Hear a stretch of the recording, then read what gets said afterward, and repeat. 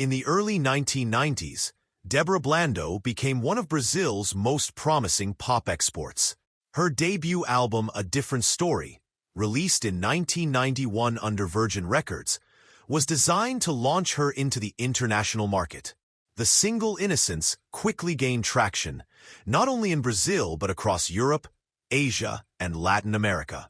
With its smooth production and crossover appeal, the song received widespread airplay and helped place Blando among a new generation of global pop acts emerging from outside the United States and UK. Born in Italy and raised in Brazil, Blando had the multilingual background and image the international industry often looked for in a global act. Her music was positioned between soft pop and radio-friendly adult contemporary, echoing the sound of artists who dominated charts at the time. She toured, appeared on major television shows, and was promoted as a global star in the making. The strategy initially worked. Innocence climbed charts in various countries, and her polished, accessible sound attracted audiences looking for something familiar yet different. However, the fame that followed the success of A Different Story came with pressure. Blando, barely in her 20s, was forced into a non-stop cycle of production, travel, and media obligations. Expectations were high, but the infrastructure to support her as a non-American artist in a US-dominated industry was limited. Without the same resources as artists in primary English-speaking markets, she was expected to perform at the same level without equivalent support. Behind the scenes, Blando began experiencing symptoms of what would later be diagnosed as bipolar disorder. At the time, there was little public discussion or understanding of mental health in the music industry, especially in Latin America. Blando had to maintain her image while managing internal instability. Despite the early success, her follow-up international releases did not receive the same attention. Market shifts, label restructuring, and her growing personal struggles all contributed to a career slowdown. In Brazil, however, Blando pivoted successfully.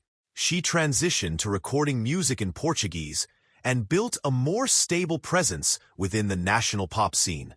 Her 1997 album Unicamente became a local success, with songs featured in telenovelas and national radio.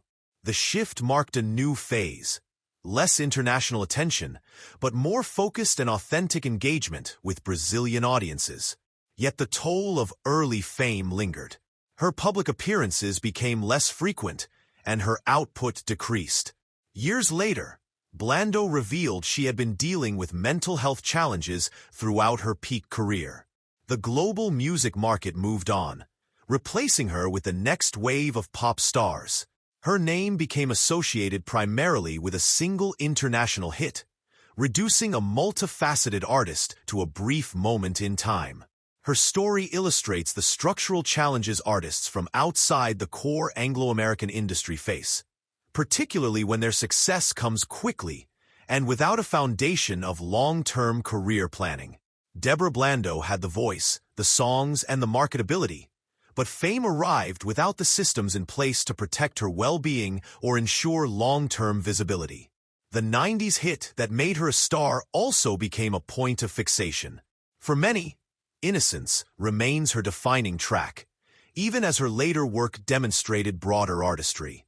The price of that fame was the loss of privacy, consistency, and ultimately, control over her career narrative.